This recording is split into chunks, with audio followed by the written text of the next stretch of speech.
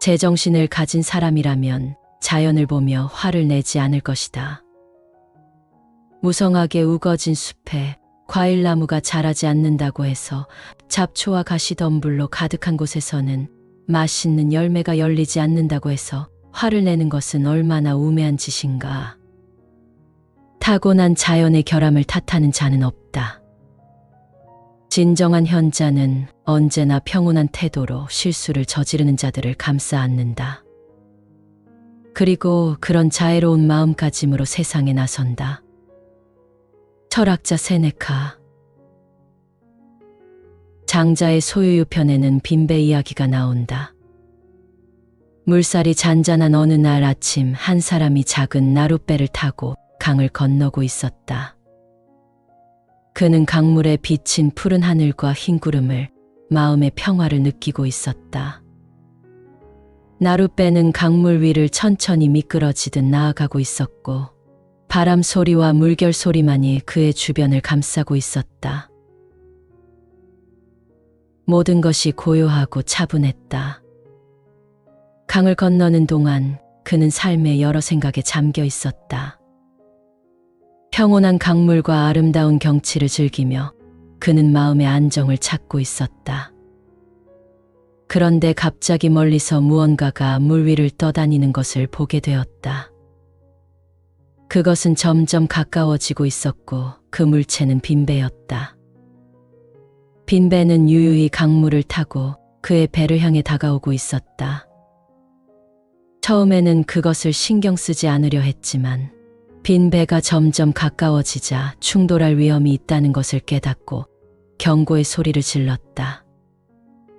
하지만 다가오는 배는 그의 외침에 전혀 반응하지 않고 여전히 자신의 배를 향해 곧 충돌할 것처럼 다가왔다.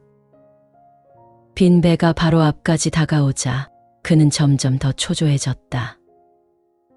곧 충돌이 예상되는 상황이었다. 배를 조정하는 누군가가 전혀 주의를 기울이지 않고 있다는 생각에 그는 화가 머리끝까지 치밀어 올랐다. 그의 목소리는 점점 더 크게, 더 격앙되게 울려 퍼졌다. 하지만 여전히 반응은 없었다. 그는 누군가가 자신의 경고를 듣지 않는 것에 대해 분노하며 외쳤다. 그러나 빈배는 그의 외침에 아무런 반응도 보이지 않았다. 이내 빈배는 그의 배에 부딪히고 말았다. 그는 그 순간 분노에 사로잡혀 얼굴은 붉게 상기되고 주먹을 불끈 쥐었다. 배의 가장자리를 세게 내리치며 분노를 표출했다. 그는 이런 일이 어떻게 있을 수 있는지 이 무책임한 상황에 대해 크게 분개했다. 이제 그는 그 배를 조종하고 있는 사람에게 욕짓거리를 뱉고 싶은 심정에 그 배를 샅샅이 살펴보았다. 그런데 이게 웬일인가 그 배에는 아무도 타고 있지 않는 것이었다. 빈 배는 그저 물살에 떠밀려 온 것뿐이었다. 결국 내가 한 바가지 욕짓거리를 내뱉고 싶었던 그 상대는 어디에도 없었다. 화낼 대상은 애초에 없던 것이었다. 그는 그 순간 자신의 화가 얼마나 무의미했는지를 깨달았다. 그 모든 상황이, 그 모든 분노가 자기 스스로 만든 편견과 자기 스스로 만든 추측에 따른 환상에 불과했다는 것을 알게 되었다. 모든 것이 자신이 만들어낸 억측이었다. 그 순간 그는 깨달았다. 자신의 화가 얼마나 실체가 없고 무의미했는지를. 장자의 빈배 이야기는 화가 우리의 마음에서 비롯된 것임을 보여준다. 화는 외부의 자극에 대한 우리의 반응에서 시작되지만 그 뿌리는 우리 자신의 마음속에 있다. 화가 날 때 우리는 종종 외부의 상황이나 다른 사람을 탓한다. 그러나 빈배 이야기에서처럼 때로는 화낼 대상이 실제로 존재하지 않을 수도 있다. 이는 우리가 화를 내는 이유가 외부에 있는 것이 아니라 우리의 내면에서 비롯된 것임을 의미한다. 빈배 이야기는 우리의 분노가 얼마나 무의미할 수 있는지를 깨닫게 해준다. 주인공은 빈배에 화를 냈지만 그 화는 결국 대상이 없으니 아무런 의미가 없었다. 우리의 분노 역시 많은 경우 비슷하다. 분노는 우리의 마음을 혼란스럽게 하고 상황을 더욱 악화시킬 뿐이다. 화는 우리의 정신뿐만 아니라 육체 건강에도 큰 영향을 미칠 수 있다. 화가 날 때 우리는 자기 인식을 통해 그 화가 어디에서 비롯된 것인지, 그 화가 정말로 타당한 것인지 생각해 볼 필요가 있다. 이를 통해 우리는 분노를 다스리고 마음의 평안을 찾기 위한 노력을 해야 한다. 베트남 출신의 불교 승려이자 세계 4대 생불 중 한 분이셨던 틱나탄 스님은 화에 대해서 이렇게 말씀하셨다. 화는 모든 불행의 뿌리이다. 화와 함께 사는 것은 독과 함께 사는 것과 같다. 화는 우리의 관계를 고통스럽게 만들고 인생에서 많은 문을 닫게 한다. 화를 관리하면 증오, 질투, 절망과 같은 감정에서 벗어날 수 있다. 이렇게 하면 관계의 매듭을 풀고 진정한 행복을 얻을 수 있다. 우리의 마음은 밭과 같다. 그 안에는 기쁨, 사랑, 즐거움, 희망, 긍정의 씨앗이 있지만 증오, 절망, 좌절, 질투, 두려움의 씨앗도 있다. 어떤 씨앗에 물을 주고 키울지는 전적으로 우리에게 달려 있다. 모든 사람은 행복하기 위해 태어났지만 진정으로 행복을 느끼는 사람은 드물다. 행복한 사람과 불행한 사람의 차이는 그들의 표정에서 드러난다. 행복한 사람은 항상 미소를 짓고 불행한 사람은 찡그린다. 그렇다면 우리는 왜 화를 낼까? 무엇이 우리를 화나게 할까? 질투, 절망, 증오, 두려움 같은 감정은 모두 고통을 일으키는 독이다. 이 감정들이 합쳐져 화의 본질을 이룬다. 마음에서 화를 해독하지 않으면 결코 진정으로 행복할 수 없다. 화는 우리 안에 잠재해 있지만 자극을 받으면 갑자기 마음 전체로 퍼질 수 있다. 때로는 큰 사건에서 비롯되기도 하지만 대부분 일상적인 사소한 문제에서 생긴다. 따라서 매번 화를 관리할 때마다 우리는 일상 속에서 잃어버린 작은 행복의 조각을 되찾는 것이다. 화를 관리하는 데 유용한 도구로는 의식적인 호흡, 마음 챙김, 걷기, 내면과의 대화 등이 있다. 이 도구들을 사용하여 화가 일어날 때 지혜롭게 대처할 수 있다. 우리는 우리 안의 긍정의 씨앗에 물을 주는 노력을 해야 한다. 이것이 마음을 다스리고 행복을 만드는 법칙을 진정으로 깨닫게 되는 길이다. 화는 인간이 흔히 겪는 가장 강렬하고 억제하기 어려운 감정 중 하나이다. 일상생활에서 우리는 다양한 상황에서 화를 느낄 수 있다.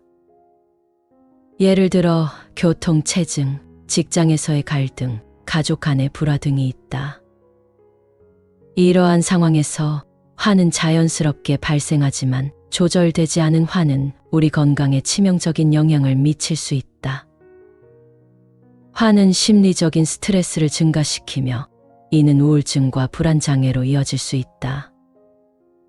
또한 화는 신체적인 문제를 야기할 수 있다. 심장 박동이 빨라지고 혈압이 상승하며 소화불량과 같은 증상이 나타날 수 있다. 장기적으로는 심혈관 질환의 위험을 높이고 면역 체계를 약화시켜 더 쉽게 질병에 걸리게 만든다. 화를 낼 때 우리 몸에서는 어떤 생리적 변화가 발생할까? 우리 몸은 본능적으로 전투 태세를 갖추기 위해 근육이 먼저 긴장하고 수축이 된다. 땀이 나기 시작하고 동공이 확대되며 호흡이 가빠지고 심장박동이 빨라진다. 몸속에서는 교감신경계가 아드레날린과 같은 신경전달물질과 스트레스 호르몬을 분비한다. 혈액은 근육 쪽으로 몰리면서 혈압이 증가하고 혈당이 올라간다. 혈류가 빨라지면서 심장박동이 더 빨라진다. 온몸의 기능이 전투 태세에 집중되면서 소화기관의 기능은 떨어지게 된다. 화의 원인은 다양하다. 주로 스트레스, 좌절, 과거의 트라우마, 현재의 부정적인 상황 등이 있다. 또한 개인의 성격 특성이나 생활 환경도 화를 잘 느끼게 하는 요인이 될 수 있다. 예를 들어 경쟁이 심한 환경에서 일하는 사람들은 더 자주 화를 느낄 수 있다. 화는 자연스러운 감정이지만 이를 제대로 조절하는 것은 매우 중요하다. 조절되지 않은 화는 대인 관계에 악영향을 미칠 뿐만 아니라 극단적인 경우 폭력적인 행동으로 이어질 수 있다. 따라서 화를 효과적으로 관리하는 방법을 배우는 것이 필요하다. 화를 전혀 내지 않고 사는 것은 불가능하다. 주변을 둘러보면 사소한 일에도 쉽게 화를 내는 사람들이 있는가 하면 같은 상황에서도 차분하게 넘기는 사람들도 있다. 심지어 정말 화를 낼 만한 상황에서도 지혜롭게 대응하는 사람들을 볼 수 있다.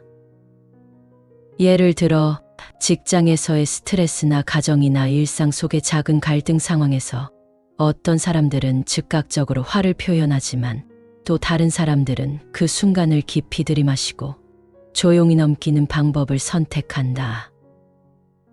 이들은 내면의 평화를 유지하기 위해 분노를 다스리고자 노력한다. 화를 자주 내는 사람들은 종종 자신의 감정을 조절하지 못하고 그로 인해 주변 사람들과의 관계에서 어려움을 겪기도 한다.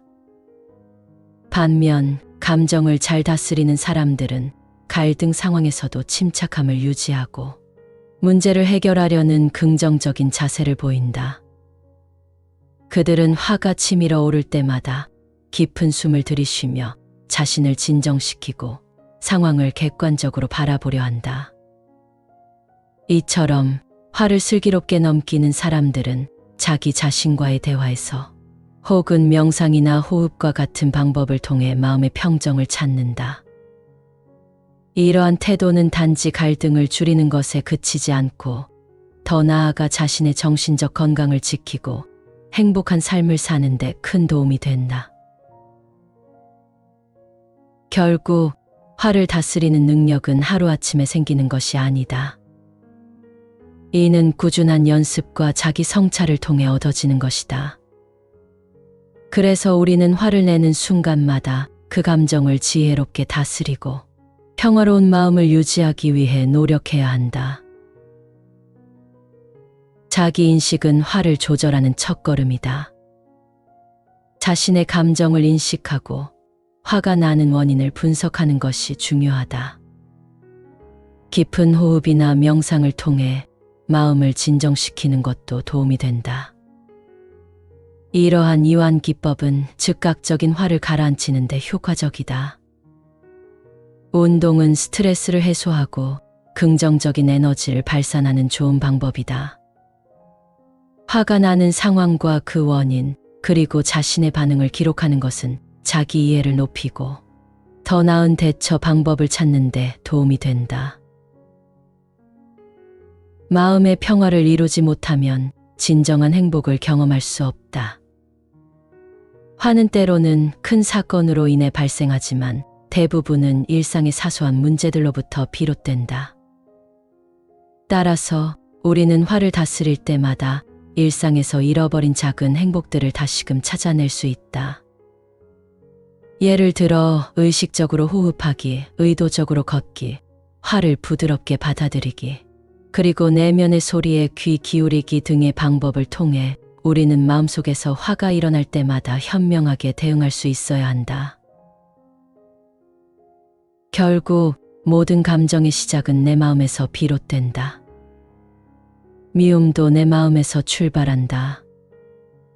그렇기에 미움 대신 연민을 먼저 품는 마음가짐이 필요하다. 우리는 종종 편견에 휩싸여 행동한다. 하지만 그런 편견을 내려놓고 연민을 선택할 때 우리는 더 큰 행복과 평온을 누릴 수 있을 것이다. 생전에 김수환 추기경님은 성냄에 대해서 이렇게 말씀하셨다고 한다.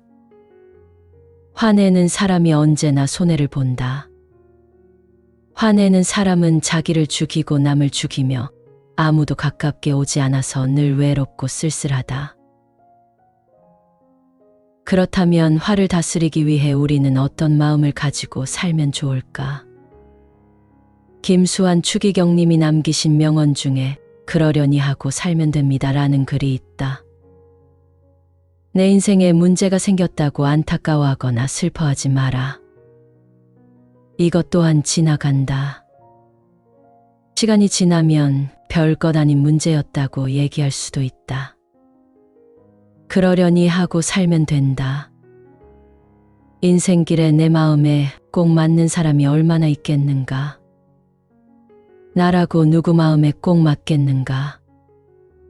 그러려니 하고 살면 된다. 내 귀에 들리는 말들이 좋게 들리지 않을 때가 있다. 하지만 내 말도 덜어는 남의 귀에 거슬릴 때가 있으니 그러려니 하고 살면 된다. 세상은 항상 내 마음대로 풀리지는 않으니 마땅치 않은 일이 있어도 세상은 다 그렇다고 하고 살면 된다.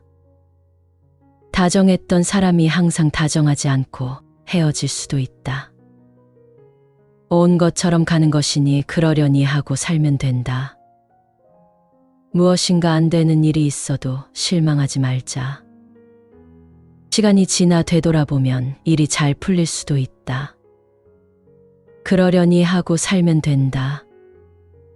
사람이 주는 상처에 너무 마음 쓰고 아파하지 말자.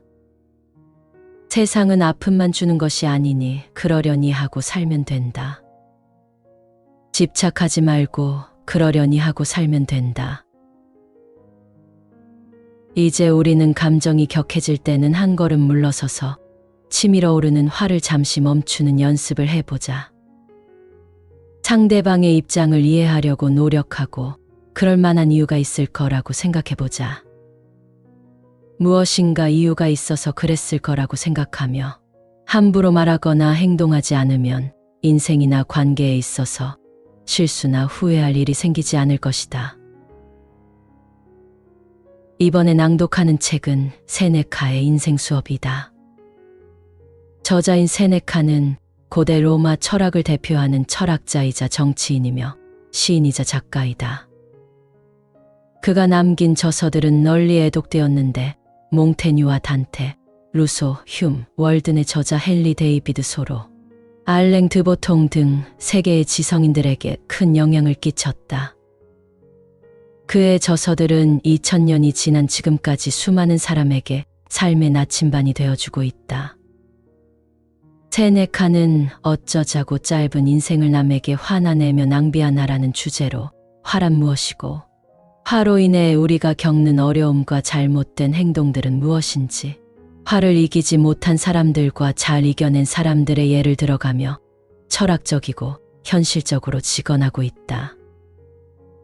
이 책이 쓰인 시기는 한참 전이지만 동시대를 살아가는 철학자나 심리학자의 화에 대한 글보다 더욱 와닿는 부분들이 많다. 세네카의 충고를 통해 화의 노예가 된 자신을 고칠 수 있는 계기를 얻을 수 있을 것이다. 화를 내며 시간을 낭비할 정도로 인생은 길지 않다. 우리는 화라는 악덕에서 자유로워져야 한다. 마음을 깨끗하게 정화하고 화의 뿌리를 말끔히 뽑아내어 혹시라도 그 사악한 격정이 어딘가에 들러붙어 가지를 뻗지 않도록 주의해야 한다. 인간은 필연적으로 죽을 수밖에 없다는 점을 염두에 둔다면 커다란 도움이 될 것이다. 스스로 그리고 주변 사람들에게 이렇게 말해보라. 어쩌자고 우리는 짧은 인생을 남들에게 화내며 낭비하고 있는가? 고결한 즐거움을 누리기에도 짧은 시간이 아닌가? 타인을 괴롭히고 슬프게 만드는 것에 시간을 써야 옳은가? 아무 가치도 없는 일에 시간을 낭비할 정도로 우리의 인생은 길지 않다. 왜 당신은 그렇게 급하게 전쟁터로 달려가나? 어떠한 이유 때문에 타인과 갈등을 빚으려 하나? 왜 인간이 나약한 본성을 타고났다는 것을 잊은 채 누군가를 파멸시키겠다는 분노를 품고 스스로를 파멸의 구렁텅이로 내던지는가? 제 아무리 깊은 원한을 품고 적개심을 불태우며 살아도 언젠가는 열병이나 다른 병에 걸려서 이러지도 저러지도 못할 날이 올 것이다. 결국 죽음이 끝까지 반목하는 두 사람 사이에 끼어들어 그들을 영원히 갈라놓을 것이다. 왜 혼란을 자초하며 어지러운 싸움에 인생을 바치려 하나? 우리 모두 하루하루 죽음에 가까워지고 있다. 상대에게 화를 낸다고 해서 도대체 무엇이 달라지나? 우리에게 주어진 짧은 인생을 격정으로 어지럽히는 대신 타인과 본인을 위해서 평온하게 살아가면 어떨까? 살아있는 동안 모든 이의 애정을 한 몸에 받고 죽어서도 영원히 기억될 수 있다면 어떨까? 당신에게 목소리를 높여서 당신을 분노하게 만든 사람의 자존심을 꺾어 놓으려고 이를 바드득 한다고 해서 도대체 무엇이 달라지나? 왜 당신이 가진 권력을 이용해서 한낱 비천하고 비열하기 짝이 없으며 모두를 짜증나게 만드는 그 사람, 당신을 괴롭히고 헛소리를 짓거리는 그 사람에게 복수를 감행하려 하나? 왜 당신은 다른 사람들에게 화를 내나? 잠시 멈추어 생각해보라. 저만치 우리를 향해 다가오는 죽음이 모두를 평등하게 만들 것이다. 우리는 원형 경기장에 황소와 곰을 바짝 붙여놓고 눈요기 삼아 치열한 싸움을 즐긴다. 한쪽이 다른 한쪽을 조각조각 찢어놓고 난 후에는 경기에서 이긴 동물도 결국 사육자의 손에 죽음을 맞이한다. 우리의 모습도 이와 별반 다르지 않다. 승리한 자도 패배한 자도 얼마 후면 똑같은 결말을 맞게 되는 걸 알면서도 죽어라고 타인을 해하려 애쓴다. 그렇게 소모적으로 살지 말고 앞으로 얼마 남지 않은 우리 인생을 고요하고 평온하게 보내는 것이 어떨까? 숨을 거둔 우리의 시체 앞에서 그 누구도 증오받지 않도록 해야 한다. 옆집에서 불이야 라고 고함치는 소리가 들리면 그 즉시 싸움을 멈춘다. 난데없이 야생동물이 나타나면 여행객을 해하려던 도둑이 저만치 떨어져 나가기도 한다. 어마어마한 공포가 닥치면 눈앞에 보이는 시시한 악인들과 말싸움을 벌일 여유가 없다. 싸우거나 몰래 음모를 꾸민다고 무엇이 달라지겠나? 당신을 화나게 만드는 사람이 죽기를 원하나? 만약 그걸 원한다면 당신은 그저 가만히 있으면 될 일이다. 그 역시 곧 죽음을 맞게 될 테니까. 당신이 애쓰지 않아도 이루어질 일이라면 괜스레 고통스러워하며 소중한 시간을 낭비할 이유가 없다. 화를 내는 것보다 더 고단한 일이 있을까? 행복으로 가는 길은 가까이에 있다. 우리는 그저 행운의 신과 선한 기운을 주는 신들의 도움을 받으며 행복의 문으로 다가서기만 하면 된다. 나중에는 평소 습관대로 돌아가는 것이 더 힘들어질 것이다. 마음의 평온을 얻는 것보다 더 안락한 것이 있을까? 화를 내는 것보다 더 고단한 일이 있을까? 온화함보다 더 편한 것이 있을까? 잔인함보다 더 복잡한 일이 있을까? 악덕은 항상 분주하게 움직이지만 겸손함은 여유를 준다. 미덕의 문화는 유지하기에 용이하지만 악덕을 지속하려면 엄청난 대가를 치러야 한다. 먼저 우리 마음에서 화를 지워내야 한다. 최대한 화를 억눌러야 한다고 주장하는 사람들도 제 말에 어느 정도 동의할 것이다. 모든 악덕을 마음에서 비워버려야 한다. 악덕을 품고 있어봤자 전혀 득이 될 것이 없다. 화를 지우면 더 쉽게 범죄를 뿌리 뽑을 수 있고 죄인을 정당히 처벌하고 바르게 이끌 수 있다. 현명한 사람은 격정의 도움 없이도 자신의 의무를 다할 것이고 행여 정해진 선을 넘어서지 않을까 시시각각 감시해야만 하는 부수적인 것들에 현혹되지 않을 것이다. 화를 치유하는 최고의 방법은 잠시 늦추는 것이다. 누군가 자신의 험담을 하고 다닌다면 먼저 본인이 그에 대한 나쁜 말을 하고 다닌 적이 없는지 돌이켜보라. 자신이 다른 사람들에 대해서 악담을 한 적은 없는지 생각해보라. 타인이 나를 해하려고 하는 것이 아니라 그저 우리가 던진 부메랑이 되돌아오는 것이라고 생각해야 한다. 좋은 의도를 가지고 한 일일 수도 있고 잠시 충동적으로 그랬을 수도 있고 아무것도 모르고 했을 수도 있다. 아무리 의도적으로 나쁜 말을 했다고 해도 해악을 끼치기 위해서 그런 것이 아닐 수도 있다. 그저 재미를 불러일으킬 요량으로 꺼낸 말이거나 우위를 차지하고 싶어서 그랬을 수도 있다. 좋은 의도로 한 말인데 그것이 지나쳐서 우리가 불쾌함을 느꼈을 수도 있다. 사실 우리도 잘못한 것이 없는데 의심을 받은 적이 몇 번씩은 있지 않나. 상황에 맞는 행동을 했는데도 운이 좋지 않아서 잘못으로 오해를 받은 적도 많지 않나. 누군가를 처음에는 싫어했지만 나중에 좋은 사이가 되었던 경우를 생각해보면 즉각적으로 화에 휩싸이는 것을 막을 수 있다. 나에게 어떤 해악이 닥쳤을 때 스스로 이렇게 말해보라. 나도 이런 행동을 한 적이 있었지. 화를 치유하는 최고의 방법은 잠시 늦추는 것이다. 악행을 용서하기 위해서가 아니라 잠시 생각할 시간을 갖기 위해서 화를 늦추어야 한다. 처음에는 힘들겠지만 잠시만 늦추면 화도 점차 잦아든다. 한 번에 화를 없애려고 하지 말고 하나씩 하나씩 화를 제거하다 보면 어느새 화가 완전히 사라질 것이다. 당신을 화나게 만든 상대의 입장에서 생각해보라. 대부분의 사람들은 아무 근거도 없는 의심이나 사소한 문제를 트집 잡아 스스로 불만을 만들어낸다. 화가 제 발로 우리를 찾아오기도 하지만 당신 스스로 화를 찾아 나서기도 한다는 뜻이다. 절대로 화를 찾아가서는 안 된다. 아무리 화가 우리의 발목을 잡아도 거칠게 뿌리칠 줄 알아야 한다. 지금 나를 기분 나쁘게 하는 일은 언젠가 나도 똑같이 했던 일이거나 혹은 했을 수도 있는 일이다. 이렇게 말하는 사람은 아무도 없다.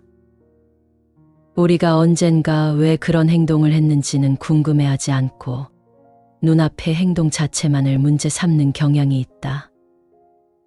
먼저 그 행동을 하게 된 이유부터 살펴야 한다. 그 일을 의도적으로 한 것인지 실수로 그런 것인지 누군가의 강압에 의한 행동인지 아니면 잘못된 판단으로 인한 것인지 말이다. 증오심 때문에 저지른 짓인지 어떤 대가를 바라고 한 일인지 그 사람 본인의 만족을 위한 일인지 아니면 친구를 위해 벌인 일인지도 중요하다. 그 상대의 나이가 몇인지 혹은 운이 없어서 벌어진 일인지도 고려해봐야 한다. 나를 기분 나쁘게 만든 상대와 그의 행동을 관대하게 용서하는 인도주의적인 태도를 보이는 것도 나쁘지 않다. 나를 화나게 만든 상대의 입장에서 생각해봐야 한다. 그러면 진짜 나를 화나게 만드는 것은 자신이 잘못된 평가를 받았다는 사실 때문이라는 것을 알 수 있다. 어쩌면 내가 저질렀을 수도 있는 일로 남을 괴롭히는 것은 옳지 않다. 타인의 화를 진정시키는 법도 알고 있어야 한다. 다른 사람의 화를 어떻게 진정시킬 수 있는지에 대해서 알아보자. 스스로 온전하게 살아가는 것뿐만 아니라 타인의 상처도 보듬을 수 있어야 하기 때문이다. 처음 화가 부글부글 끓어오르는 순간에는 귀에 아무 말도 들리지 않고 광적으로 변하기 때문에 섣부른 위로만으로는 상대의 화가 진정되지 않는다. 그러므로 화난 사람들에게는 자기만의 공간을 주어야 한다. 그들의 화가 어느 정도 가라앉아야지만 다양한 치료가 가능해진다. 눈이 탱탱 부어올랐을 때 절대로 눈을 바로 비비면 안 된다. 괜히 손을 댔다가는 붓기가 더 심해지기 때문이다. 상처가 잔뜩 성이 나 있을 때도 마찬가지이다. 병에 걸렸을 때 맨 처음 해야 할 처치는 안정을 찾도록 하는 것이다. 화를 자극하는 사람들을 애당초 피해야 한다. 우리는 부당한 일을 당하면 이를 견뎌낼 인내심이 부족하기 때문에 가능한 그런 일을 당하지 않도록 조심해야 한다.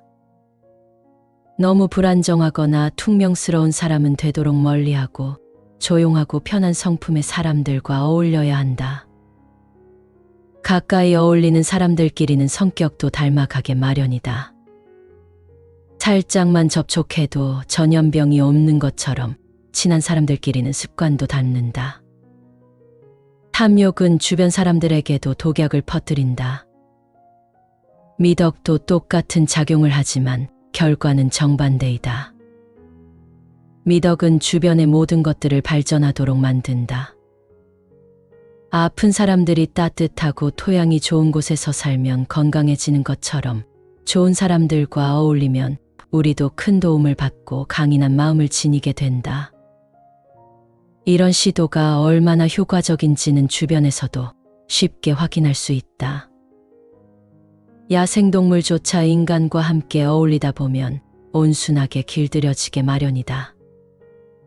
조금씩 시간이 지나면서 타고난 야생성은 누그러지고 점차 평온해지면서 야생성이 완전히 사라지게 된다.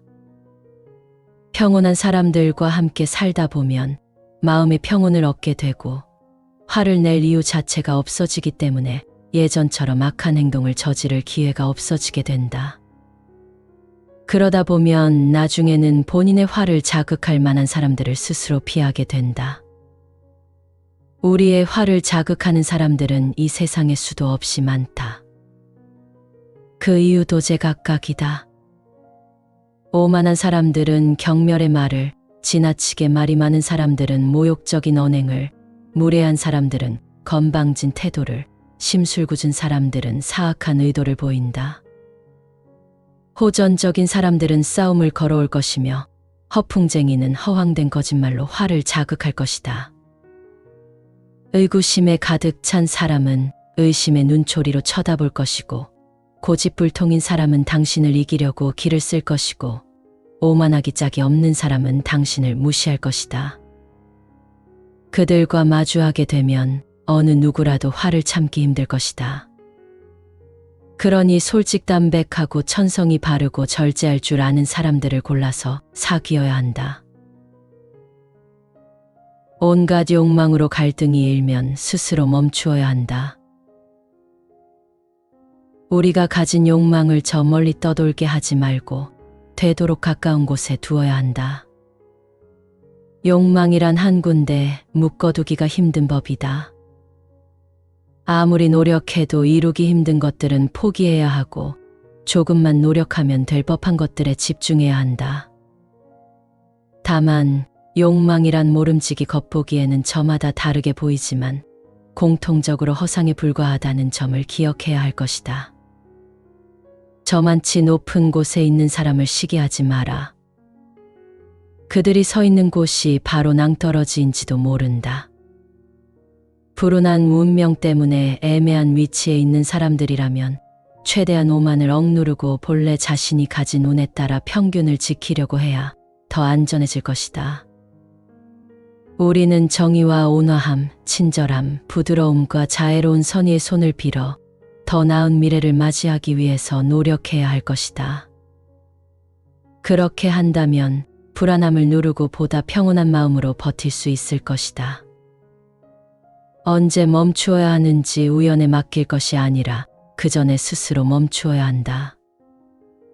그렇게 한다면 온갖 욕망으로 마음의 갈등이 일더라도 우리에게 주어진 한계점을 인지할 수 있으며 불확실한 것들로 가득한 나락으로 떨어지지 않을 수 있다. 다가올 미래가 아닌 지금 이 순간을 살아야 한다. 자신의 선견지명을 떠벌리는 것보다 더 생각 없는 행동이 있을까?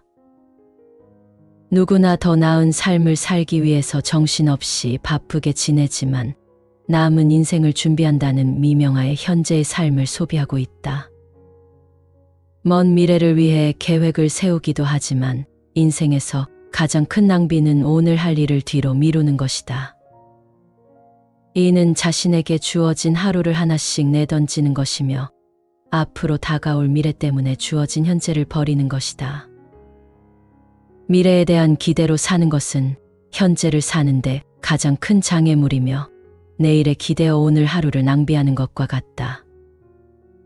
행운의 여신의 손에 자기 미래를 맡기고 자신의 수중에 놓인 것을 흘려보내는 꼴이다. 우리는 지금 어디를 보고 있나? 우리 인생의 목표는 무엇인가? 앞으로 다가올 미래는 그 누구도 알지 못하는 법이다. 지금 이 순간을 살아야 한다. 다가올 미래는 불확실하고 과거는 돌이킬 수 없다. 인생은 과거, 현재 그리고 미래의 세 가지 시기로 나뉜다. 그 중에서 지금 우리가 사는 현재는 짧고 앞으로 다가올 미래는 불확실하며 이미 지나간 과거는 고정되어 있다. 과거는 이미 지나간 시간이라 운명의 여신조차 힘쓸 수 없다. 제 아무리 큰 권력을 가졌다고 해도 과거를 돌이킬 수는 없다. 세네카의 인생 수업은 고대 로마의 철학자 세네카가 쓴 책으로 그의 철학적 가르침과 인생에 대한 조언을 담고 있다. 이 책은 특히 화라는 감정에 대한 고찰을 중심으로 화를 이겨내고 평온한 삶을 사는 방법에 대해 설명한다. 세네카는 인생이 짧고 귀함으로 화로 인한 불필요한 낭비를 피하라고 강조하며 이를 위한 구체적인 실천 방법과 철학적 접근을 제시한다. 그의 가르침은 오늘날에도 여전히 많은 사람들에게 큰 영향을 미친다. 세네카는 화가 우리 삶에 미치는 부정적인 영향을 구체적으로 설명하고 이를 극복하기 위한 방법을 제시한다.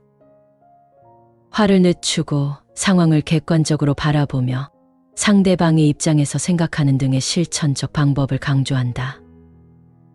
그는 인생이 짧고 유한하다는 점을 강조하며 현재의 순간을 소중히 여기고 화와 같은 부정적인 감정의 시간을 낭비하지 말 것을 권고한다. 미래를 계획하는 것도 중요하지만 현재를 충실히 사는 것이 더 중요하다고 주장한다. 타인과의 갈등을 피하고 평온한 관계를 유지하는 것이 중요하다는 점을 강조한다. 주변 사람들과 조화롭게 지내며 화를 유발하는 사람들을 피하고 긍정적인 영향을 주는 사람들과 교류하는 것이 중요하다고 말한다. 이 모든 가르침을 통해 세네카는 우리가 화의 노예가 아닌 평온하고 행복한 삶을 추구하라고 한다.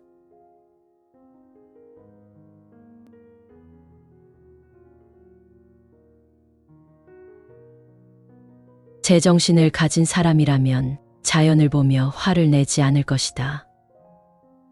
무성하게 우거진 숲에 과일나무가 자라지 않는다고 해서 잡초와 가시덤불로 가득한 곳에서는 맛있는 열매가 열리지 않는다고 해서 화를 내는 것은 얼마나 우매한 짓인가. 타고난 자연의 결함을 탓하는 자는 없다. 진정한 현자는 언제나 평온한 태도로 실수를 저지르는 자들을 감싸 안는다. 그리고 그런 자애로운 마음가짐으로 세상에 나선다. 철학자 세네카. 장자의 소유유 편에는 빈배 이야기가 나온다. 물살이 잔잔한 어느 날 아침 한 사람이 작은 나룻배를 타고 강을 건너고 있었다. 그는 강물에 비친 푸른 하늘과 흰 구름을 마음의 평화를 느끼고 있었다. 나룻배는 강물 위를 천천히 미끄러지듯 나아가고 있었고 바람 소리와 물결 소리만이 그의 주변을 감싸고 있었다. 모든 것이 고요하고 차분했다. 강을 건너는 동안 그는 삶의 여러 생각에 잠겨 있었다. 평온한 강물과 아름다운 경치를 즐기며 그는 마음의 안정을 찾고 있었다. 그런데 갑자기 멀리서 무언가가 물 위를 떠다니는 것을 보게 되었다. 그것은 점점 가까워지고 있었고 그 물체는 빈배였다. 빈배는 유유히 강물을 타고 그의 배를 향해 다가오고 있었다. 처음에는 그것을 신경 쓰지 않으려 했지만 빈배가 점점 가까워지자 충돌할 위험이 있다는 것을 깨닫고 경고의 소리를 질렀다. 하지만 다가오는 배는 그의 외침에 전혀 반응하지 않고 여전히 자신의 배를 향해 곧 충돌할 것처럼 다가왔다. 빈배가 바로 앞까지 다가오자 그는 점점 더 초조해졌다. 곧 충돌이 예상되는 상황이었다. 배를 조정하는 누군가가 전혀 주의를 기울이지 않고 있다는 생각에 그는 화가 머리끝까지 치밀어 올랐다. 그의 목소리는 점점 더 크게, 더 격앙되게 울려 퍼졌다. 하지만 여전히 반응은 없었다. 그는 누군가가 자신의 경고를 듣지 않는 것에 대해 분노하며 외쳤다. 그러나 빈배는 그의 외침에 아무런 반응도 보이지 않았다. 이내 빈배는 그의 배에 부딪히고 말았다. 그는 그 순간 분노에 사로잡혀 얼굴은 붉게 상기되고 주먹을 불끈 쥐었다. 배의 가장자리를 세게 내리치며 분노를 표출했다. 그는 이런 일이 어떻게 있을 수 있는지 이 무책임한 상황에 대해 크게 분개했다. 이제 그는 그 배를 조종하고 있는 사람에게 욕짓거리를 뱉고 싶은 심정에 그 배를 샅샅이 살펴보았다. 그런데 이게 웬일인가 그 배에는 아무도 타고 있지 않는 것이었다. 빈 배는 그저 물살에 떠밀려 온 것뿐이었다. 결국 내가 한 바가지 욕짓거리를 내뱉고 싶었던 그 상대는 어디에도 없었다. 화낼 대상은 애초에 없던 것이었다. 그는 그 순간 자신의 화가 얼마나 무의미했는지를 깨달았다. 그 모든 상황이, 그 모든 분노가 자기 스스로 만든 편견과 자기 스스로 만든 추측에 따른 환상에 불과했다는 것을 알게 되었다. 모든 것이 자신이 만들어낸 억측이었다. 그 순간 그는 깨달았다. 자신의 화가 얼마나 실체가 없고 무의미했는지를. 장자의 빈배 이야기는 화가 우리의 마음에서 비롯된 것임을 보여준다. 화는 외부의 자극에 대한 우리의 반응에서 시작되지만 그 뿌리는 우리 자신의 마음속에 있다. 화가 날 때 우리는 종종 외부의 상황이나 다른 사람을 탓한다. 그러나 빈배 이야기에서처럼 때로는 화낼 대상이 실제로 존재하지 않을 수도 있다. 이는 우리가 화를 내는 이유가 외부에 있는 것이 아니라 우리의 내면에서 비롯된 것임을 의미한다.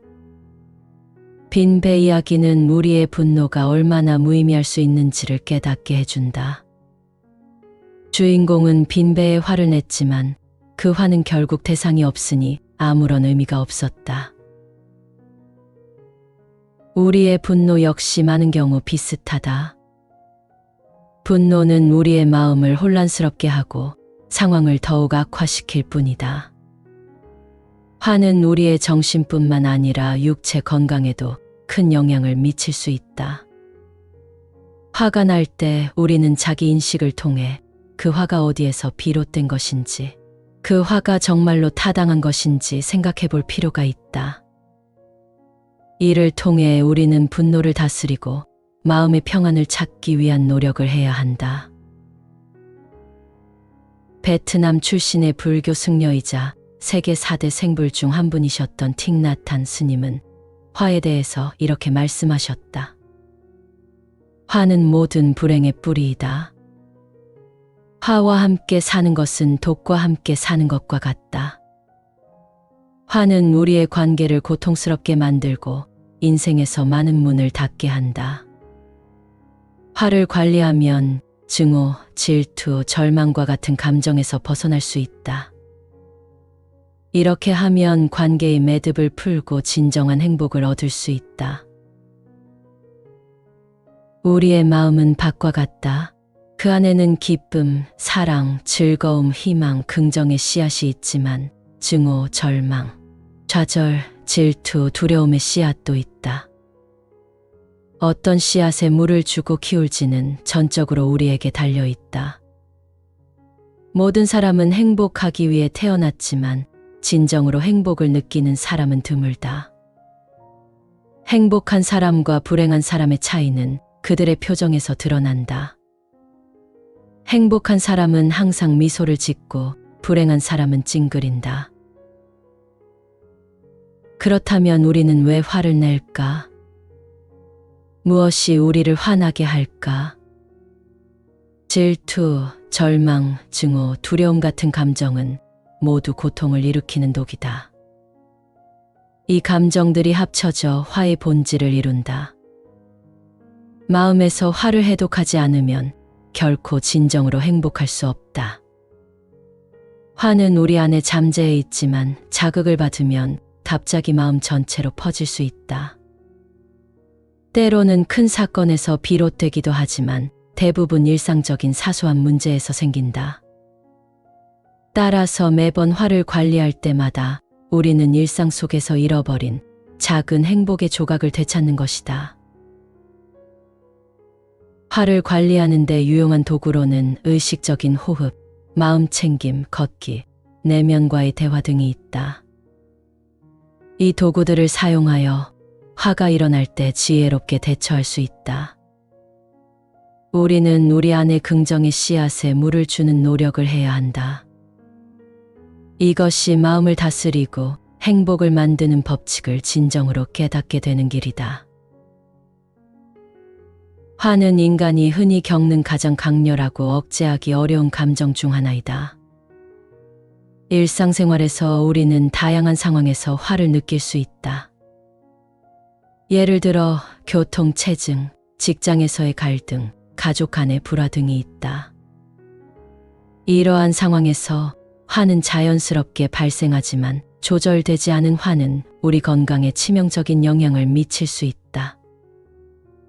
화는 심리적인 스트레스를 증가시키며 이는 우울증과 불안장애로 이어질 수 있다. 또한 화는 신체적인 문제를 야기할 수 있다.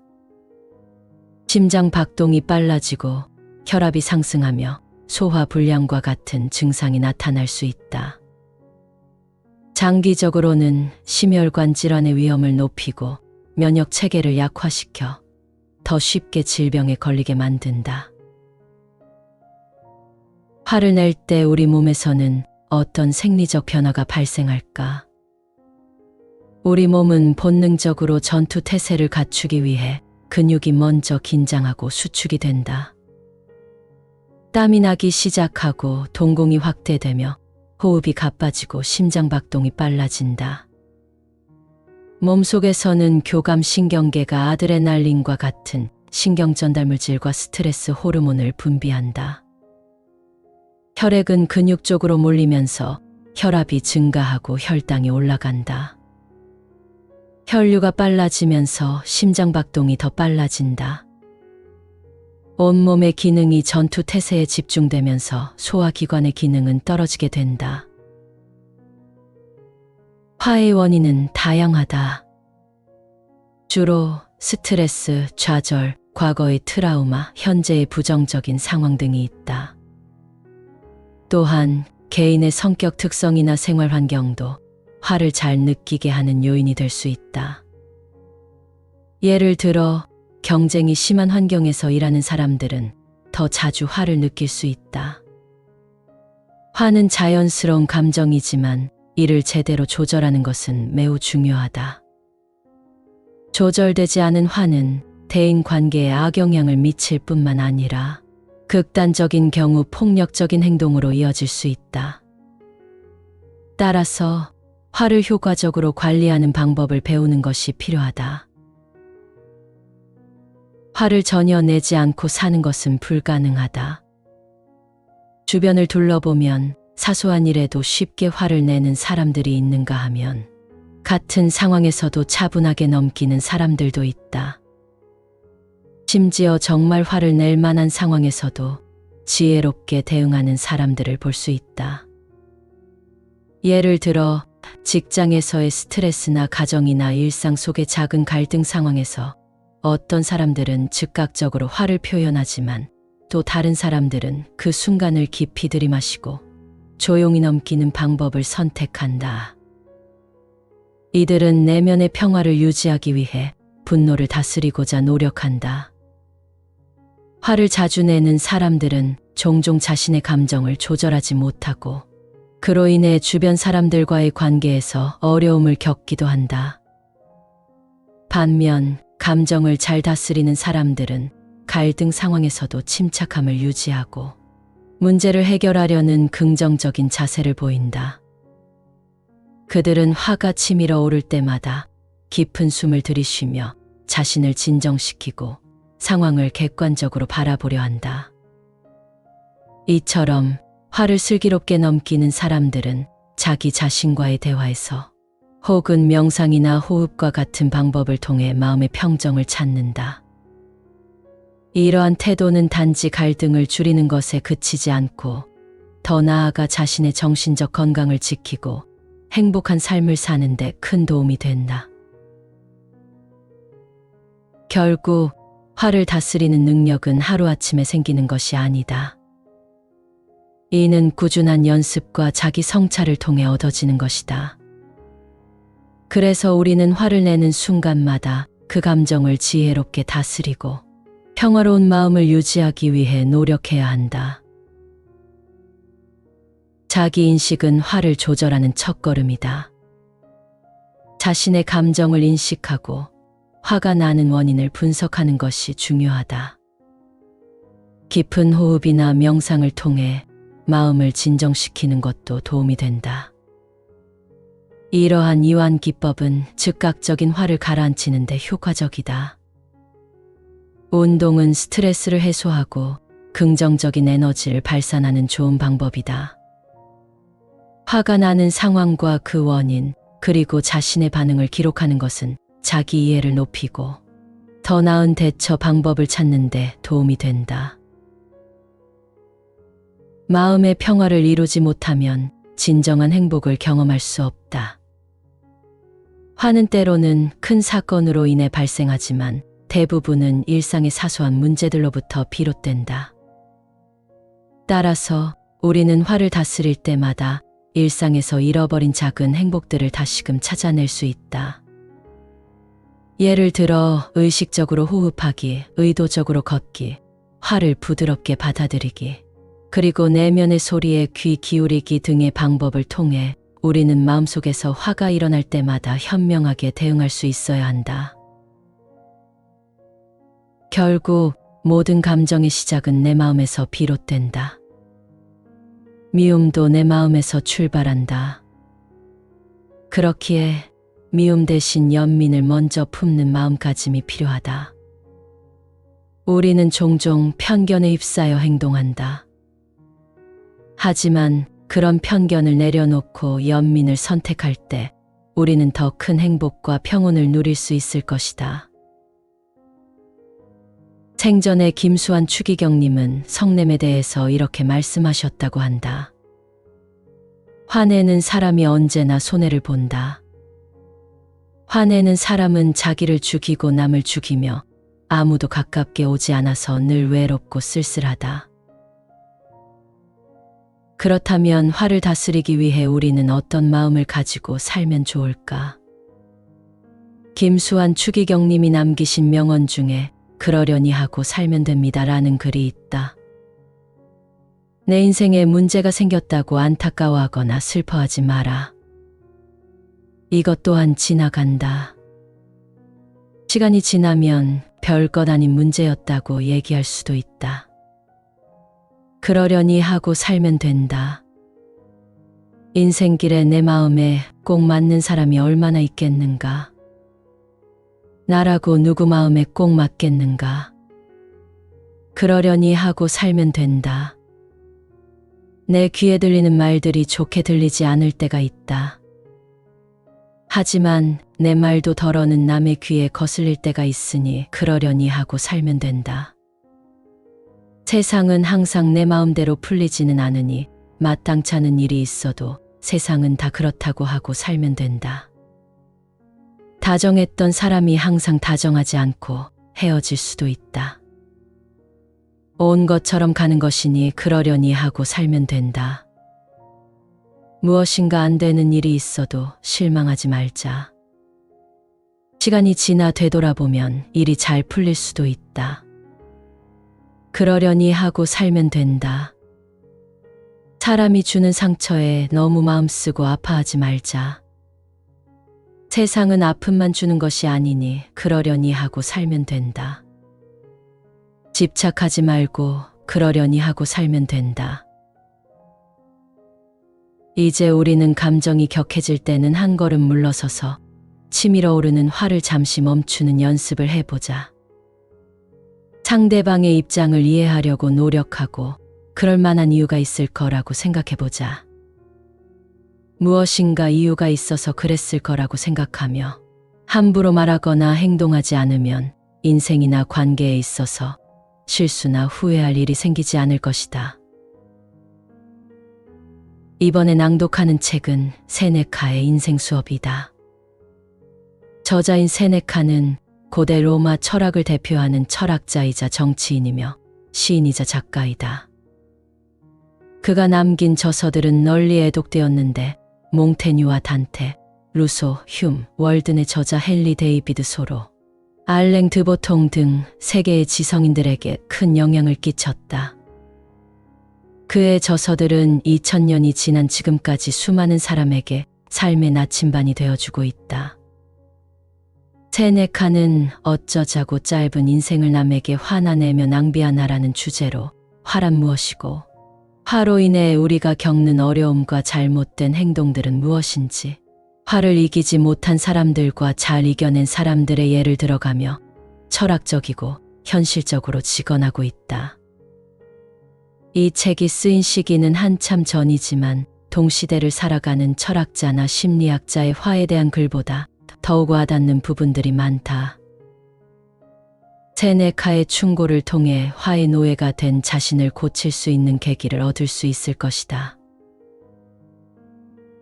화를 내며 시간을 낭비할 정도로 인생은 길지 않다.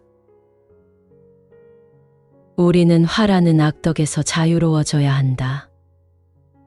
마음을 깨끗하게 정화하고 화의 뿌리를 말끔히 뽑아내어 혹시라도 그 사악한 격정이 어딘가에 들러붙어 가지를 뻗지 않도록 주의해야 한다.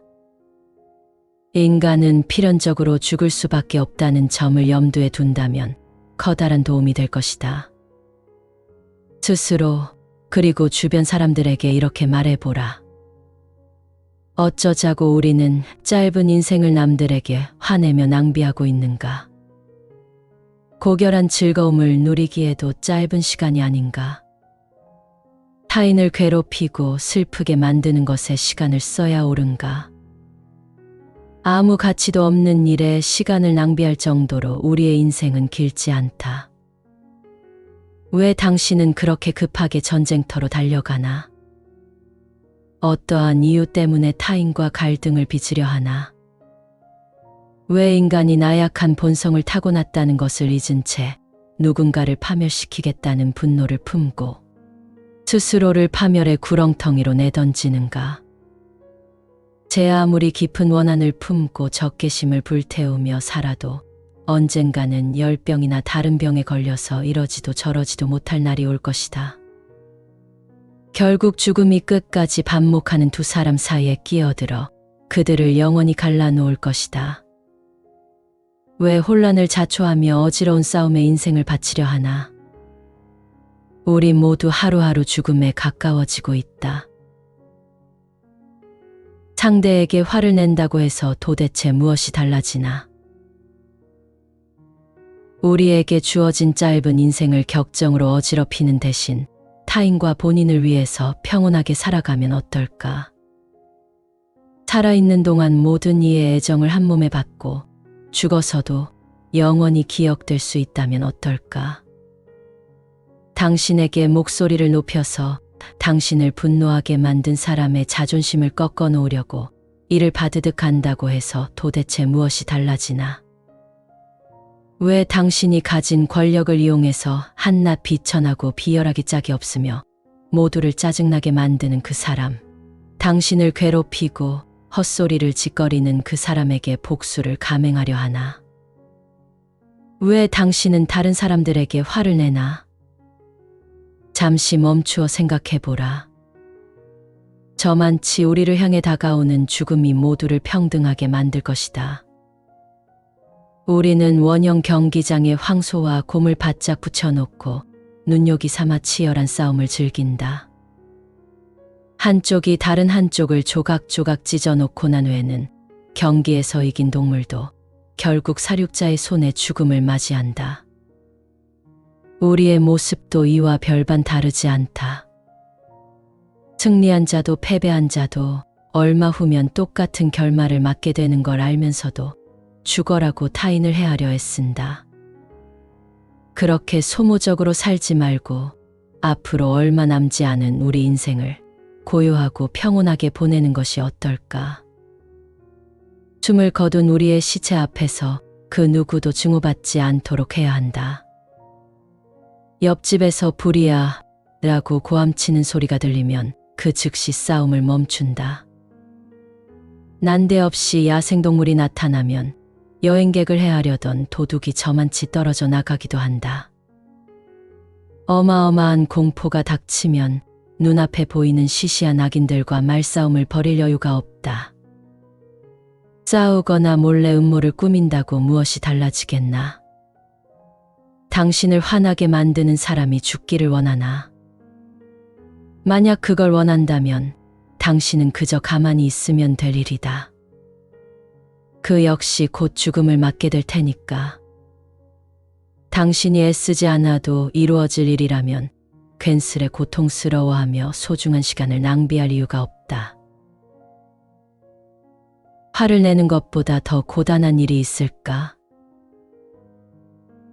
행복으로 가는 길은 가까이에 있다. 우리는 그저 행운의 신과 선한 기운을 주는 신들의 도움을 받으며 행복의 문으로 다가서기만 하면 된다. 나중에는 평소 습관대로 돌아가는 것이 더 힘들어질 것이다.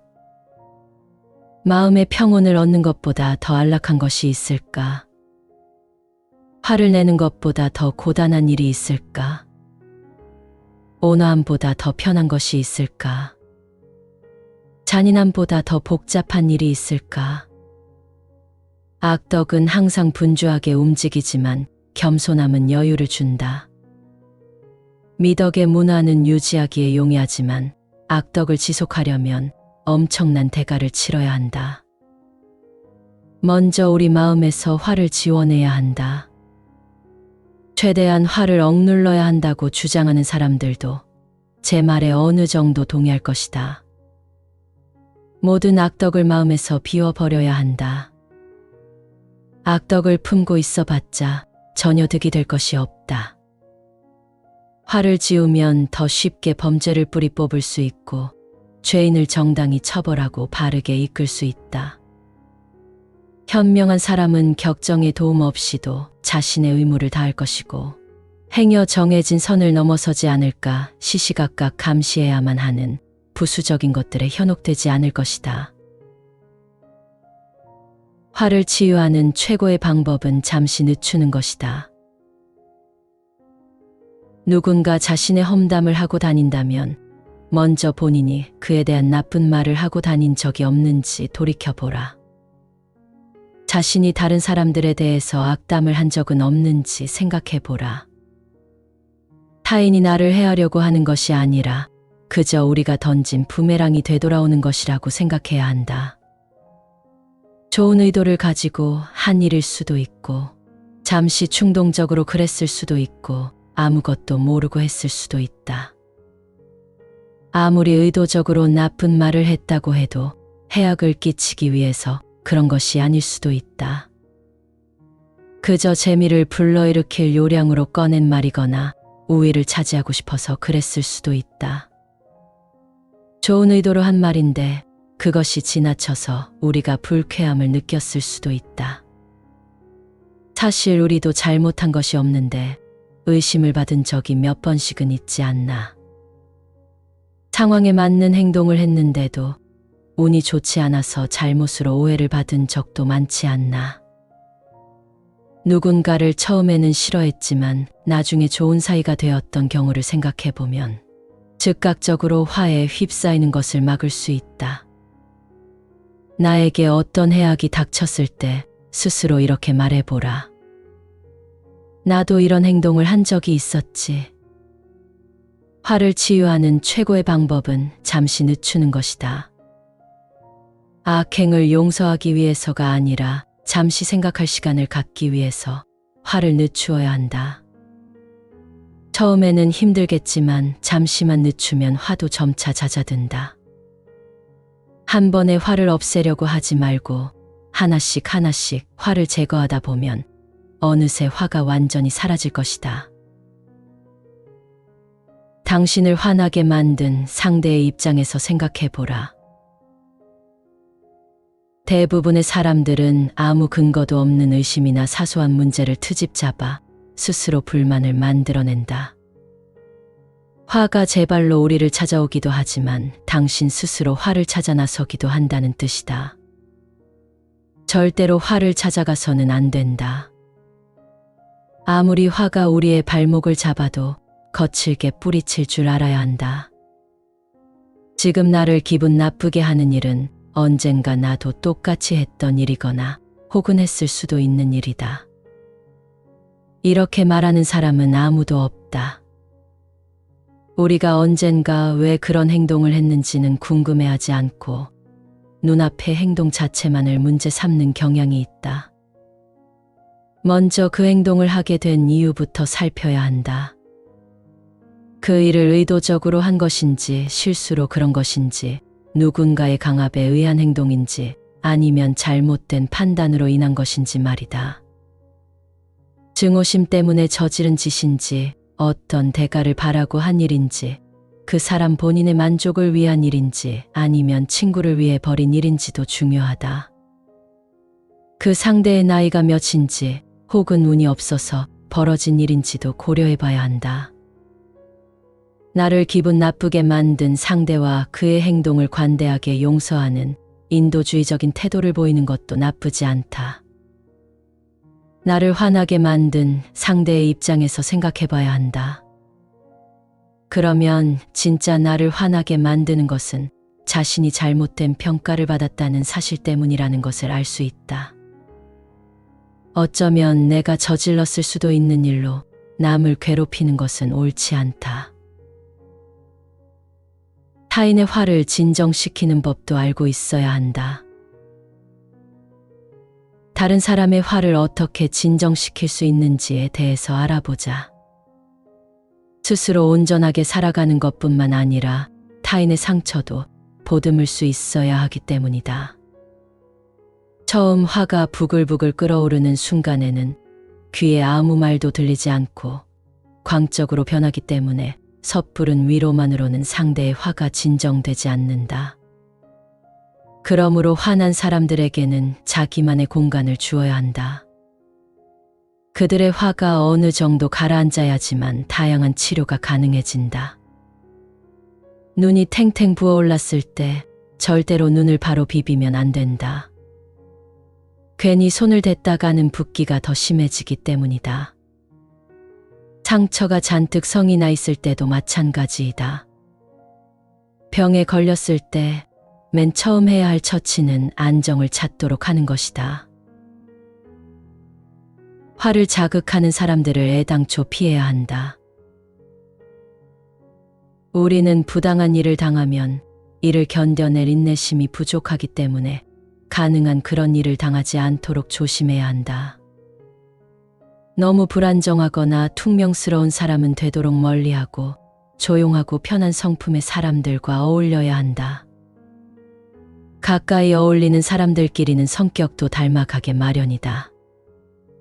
살짝만 접촉해도 전염병이 옮는 것처럼 친한 사람들끼리는 습관도 닮는다. 탐욕은 주변 사람들에게도 독약을 퍼뜨린다. 미덕도 똑같은 작용을 하지만 결과는 정반대이다. 미덕은 주변의 모든 것들을 발전하도록 만든다.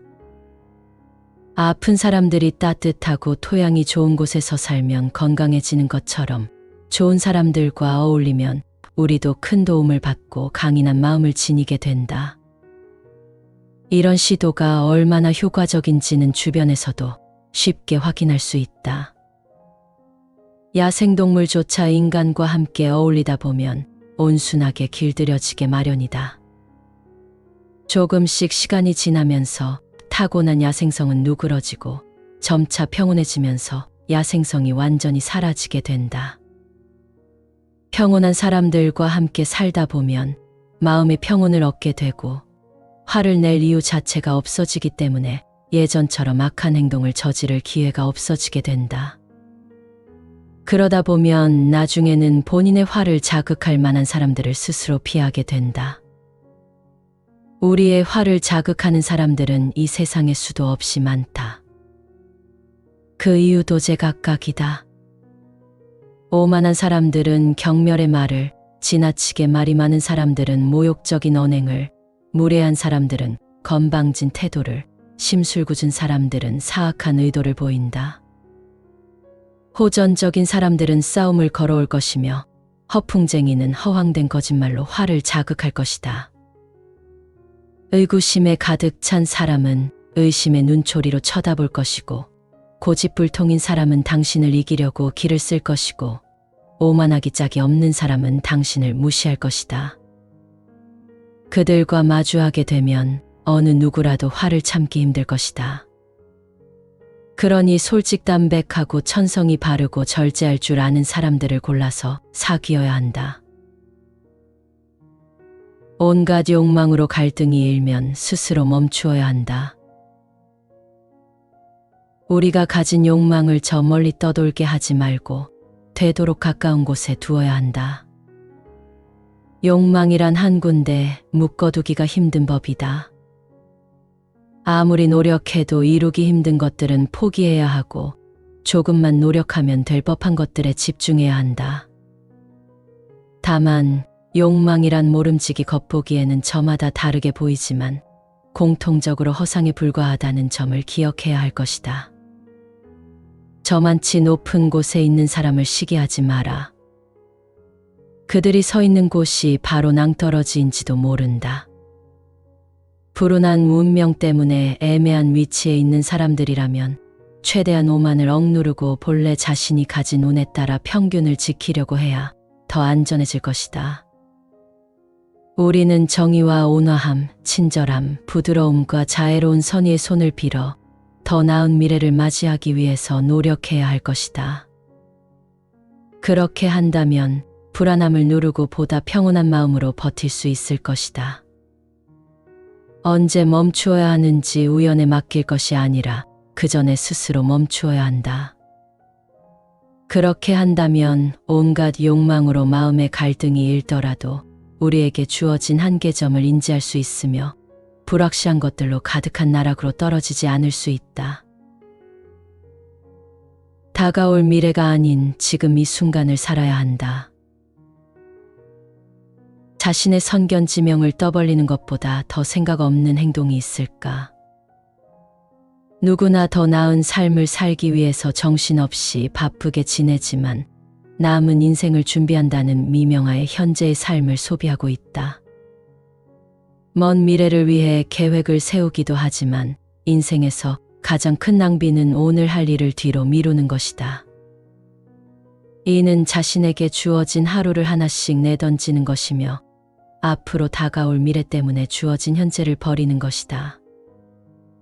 미래에 대한 기대로 사는 것은 현재를 사는데 가장 큰 장애물이며 내일에 기대어 오늘 하루를 낭비하는 것과 같다. 행운의 여신의 손에 자기 미래를 맡기고 자신의 수중에 놓인 것을 흘려보내는 꼴이다. 우리는 지금 어디를 보고 있나? 우리 인생의 목표는 무엇인가? 앞으로 다가올 미래는 그 누구도 알지 못하는 법이다. 지금 이 순간을 살아야 한다. 다가올 미래는 불확실하고 과거는 돌이킬 수 없다. 인생은 과거, 현재 그리고 미래의 세 가지 시기로 나뉜다. 그 중에서 지금 우리가 사는 현재는 짧고 앞으로 다가올 미래는 불확실하며 이미 지나간 과거는 고정되어 있다. 과거는 이미 지나간 시간이라 운명의 여신조차 힘쓸 수 없다. 제 아무리 큰 권력을 가졌다고 해도 과거를 돌이킬 수는 없다. 세네카의 인생 수업은 고대 로마의 철학자 세네카가 쓴 책으로 그의 철학적 가르침과 인생에 대한 조언을 담고 있다. 이 책은 특히 화라는 감정에 대한 고찰을 중심으로 화를 이겨내고 평온한 삶을 사는 방법에 대해 설명한다. 세네카는 인생이 짧고 귀함으로 화로 인한 불필요한 낭비를 피하라고 강조하며 이를 위한 구체적인 실천 방법과 철학적 접근을 제시한다. 그의 가르침은 오늘날에도 여전히 많은 사람들에게 큰 영향을 미친다. 세네카는 화가 우리 삶에 미치는 부정적인 영향을 구체적으로 설명하고 이를 극복하기 위한 방법을 제시한다. 화를 늦추고 상황을 객관적으로 바라보며 상대방의 입장에서 생각하는 등의 실천적 방법을 강조한다. 그는 인생이 짧고 유한하다는 점을 강조하며 현재의 순간을 소중히 여기고 화와 같은 부정적인 감정의 시간을 낭비하지 말 것을 권고한다. 미래를 계획하는 것도 중요하지만 현재를 충실히 사는 것이 더 중요하다고 주장한다. 타인과의 갈등을 피하고 평온한 관계를 유지하는 것이 중요하다는 점을 강조한다. 주변 사람들과 조화롭게 지내며 화를 유발하는 사람들을 피하고 긍정적인 영향을 주는 사람들과 교류하는 것이 중요하다고 말한다. 이 모든 가르침을 통해 세네카는 우리가 화의 노예가 아닌 평온하고 행복한 삶을 추구하라고 한다.